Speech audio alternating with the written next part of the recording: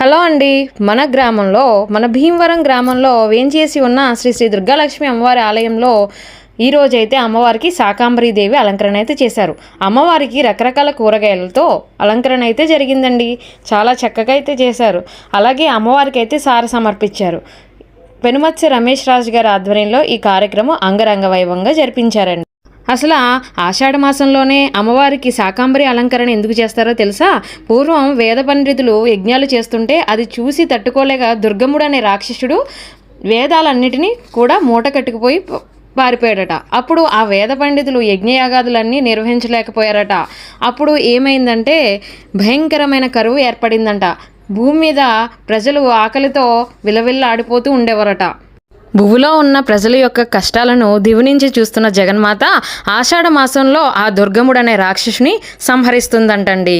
అది కూడా ఆషాఢ మాసంలో పౌర్ణమి రోజు జరుగుతుందంట.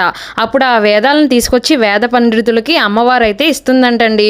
అమ్మవారు ఇవ్వగానే వేదాలను యజ్ఞాలను చేయగానే వర్షం రాదు కాబట్టి దివి నుండి అమ్మవారు ప్రజల యొక్క ఆకలిని తీర్చడానికి ఆషాఢ మాసంలో కూరగాయలను తీసుకొచ్చి ఇస్తుందంట.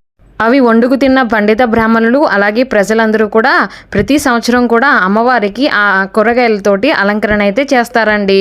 ఈ విధంగా కూరగాయలను సంస్కృతంలో శాకము అంటారు కాబట్టి ఆ కూరగాయలతో అమ్మవారిని అలంకరిస్తారు కాబట్టి శాకాంబరి దేవిగా పిలుస్తారండి.